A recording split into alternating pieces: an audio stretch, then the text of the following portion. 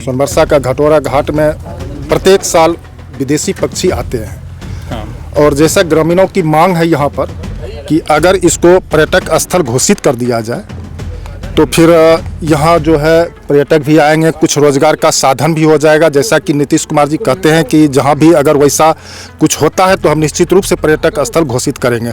तो इस मामले में क्या चल रहा है सर? मतलब आप लोग रामसर साइट के बारे में पूछना चाह रहे हैं। नहीं, हम लोग तो इसका जो यहाँ का जो पक्षियों का जो संरक्षण है वो हम लोग का प्रधान उद्देश्य है। ठीक है, तो इसी का जो है पूर्ण रूप से हम लोग आंकलन कर रहे हैं। विगत 3 साल से इसका डाटा हम लोग को मिल जा रहा है।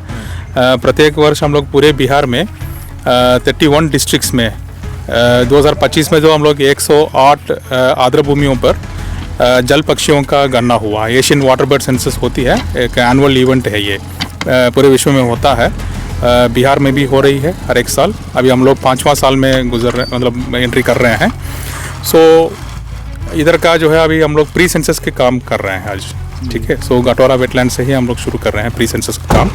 तो मेन जो गणना का काम जो है आपको जनवरी का जो लास्ट वीक या फरवरी फर्स्ट वीक में किया जाएगा। तो अब तक जो है आज भी जो है हम लोग 40 से 50 जल पक्षियों का हम लोग पहचान किए हैं। सो इसके अलावा जो है वाटर बर्ड्स के अलावा और लैंड बर्ड्स को भी हम लोग बहुत एंट्री किए हैं अपना डेटा में।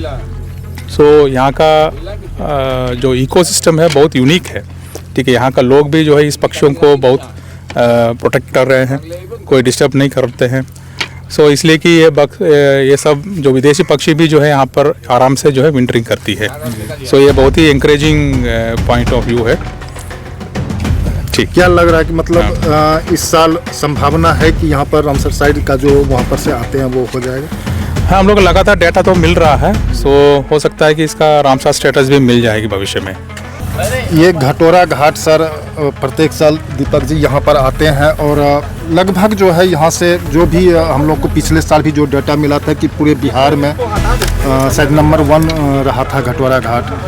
हाँ, यहाँ हजारों हजार की संख्या में और यूनिक सब पक्षी जो और कहीं जल्दी दिखाई नहीं देते वो यहाँ घटोरा में देखने को मिलते हैं। यहाँ पक्षियों की संख्या और विविधता अपने आप में अद्भुत है और जिस हिसाब से यहाँ 20,000 के करीब पक्षी यहाँ आते हैं तो रामसर की क्राइटेरिया को फुलफिल करते हैं।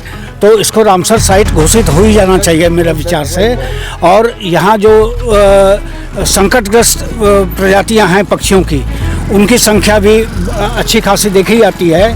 और जो पक्षी अन्य जगह नहीं दिखते हैं जैसे ग्रेट वाइट फ्रंटेड गूज, स्कॉप डक और विम्ब्रेल और इस तरह के पक्षी, ये यहाँ बड़ी आसानी से दिखते हैं। खासकर ग्रेलाइक गूज की संख्या यहाँ बहुत है और जो प्रवासी बतख प्रजाति के पक्षी हैं ये यहाँ अद्भुत हैं। ये धार चूँकि यहाँ से नारायणपुर तक कनेक्ट हो जाती है और यहाँ सालों भर पानी जमा रहता है। अभी पानी थोड़ा बढ़ा हुआ है लेकिन जैसे ही छिछला पानी होगा तो ये पूरा पक्षियों से भरा हुआ रहेगा। इसमें स्थानीय समुदाय की भागीदारी बहुत ज़रूरी है अगर इस घटोरा वेटलैंड को विश्व के पर्यटन मानचित्र पे लाना है, क्योंकि जब यहाँ कुछ देखने लायक रहेगा तभी पर्यटक आएंगे और यहाँ देखने लायक तब रहेगा जब स्थानीय लोग यहाँ पक्षियों के शिकार व्यापार को बिल्कुल ना होने दें और इसकी सुरक्षा करें। सर, लगातार ग्रामीणों की तरफ से मांग किया जा रहा है कि जब भी ये समय आता है तो ग्रामीणों में एक उत्साह उठती है कि इस बार आएंगे तो हो सकता है कि मान्यता मिल जाए। लगातार 2 वर्षों से लगभग ये जो है ग्रामीणों की तरफ से मांग उठ रही है। ये तो अंतर्राष्ट्रीय स्तर पर जो रामसर कन्वेंशन है, रामसर कन्वेंशन ब्यूरो है, वो डिसाइड करता है। अभी हमारे साथ वन विभाग के वरीय पदाधिकारी आए हैं, इसको उन्होंने देखा है और देखकर इसकी क्षमता जो है उसका आकलन किया है। अब ये बिहार सरकार को अपना प्रस्तावित करेंगे। बिहार सरकार इसका पूरा डाटा लिख के रामसर के का जो मानक शर्तें हैं उन शर्तों पर ये कितना फिट बैठता है इसका जस्टिफिकेशन देते हुए बिहार सरकार को सौंपेंगे। बिहार सरकार केंद्र सरकार को, केंद्र सरकार रामसर ब्यूरो को। तो इस पूरी प्रक्रिया में 1 साल 2 साल 3 साल तो लग ही जाते हैं। आप देख रहे हैं संजय पब्लिक ब्लॉग्स।